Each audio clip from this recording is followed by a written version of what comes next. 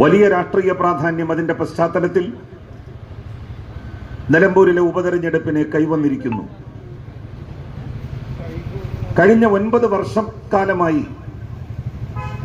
ഇടതുപക്ഷ ജനാധിപത്യ മുന്നണിയാണ് കേരളം ഭരിക്കുന്നത്. സംസ്ഥാനത്ത് ഇതുവരെ ഭരണ തുടർച്ച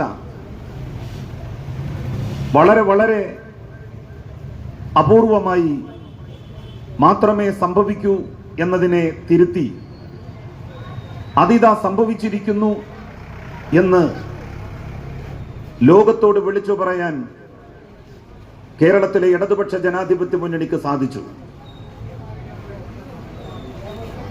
തുടർച്ചയായി 2ാം തവണയും ഇടതുപക്ഷ മുന്നണി അധികാരത്തിൽ വന്നു. 2026 തെരഞ്ഞെടുപ്പിൽ 3ാം തവണയും ഇടതുപക്ഷ മുന്നണി അധികാരത്തിൽ വരും എന്നുള്ള നിലയിലേക്ക് കാര്യങ്ങൾ മാറി മറിഞ്ഞുകൊണ്ടിരിക്കുകയാണ്. 9 വർഷക്കാലത്തിനിടയിൽ എന്ത് മാറ്റങ്ങളാണ് ഇവിടെ ഉണ്ടായത് എന്ന് ചോദിക്കുന്ന UDF-കാരുണ്ട്. അവരോട് ഞങ്ങൾക്ക് ഉത്തരം പറയാൻ മനസ്സില്ല. ഞങ്ങൾക്ക് കഴിഞ്ഞ 9 വർഷത്തെ മാറ്റങ്ങളെക്കുറിച്ച് ഇവിടുത്തെ ജനങ്ങളോട് സംസാരിക്കാൻ അഭിമാനമേ ഉള്ളൂ. ഞാൻ ഇവിടുത്തെ ജനങ്ങളോട് ഒരു കാര്യം മാത്രമേ പറയുന്നുള്ളൂ. നിങ്ങളുടെ കണ്ണുകൾ തുറന്ന് ചുറ്റുവട്ടത്തേക്ക് നിങ്ങളൊന്ന് നോക്കുക.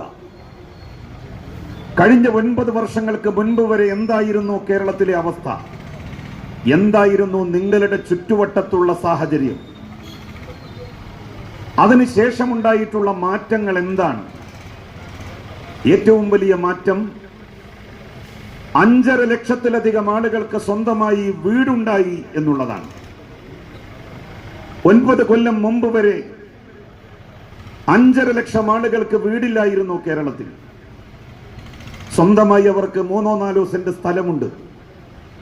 വീട് വെക്കാൻ സാമ്പത്തികമായിട്ട് സ്ഥിതി അനുവദിക്കുന്നില്ല. 4 ലക്ഷം രൂപയാണ് ലൈഫ് ഭവന പദ്ധതിയിലൂടെ 1ാം പിണറായി സർക്കാർ നാട്ടിലെ സാധാരണക്കാർക്ക് നൽകിയത്. ഇന്ത്യയിൽ മറ്റൊരു സംസ്ഥാനത്തും ഇത്രയധികം തുക ഭവനങ്ങളില്ലാത്ത ആളുകൾക്ക് വീടുണ്ടാക്കാൻ ഒരു സർക്കാരും നൽകുന്നില്ല. 5.5 ലക്ഷം ആളുകൾക്ക് 4 ലക്ഷം രൂപ വീതം നൽകി വീടെന്ന് പറയുന്നവരുടെ സ്വപ്നം യാഥാർത്ഥ്യമാക്കി പിണറായി സർക്കാർ.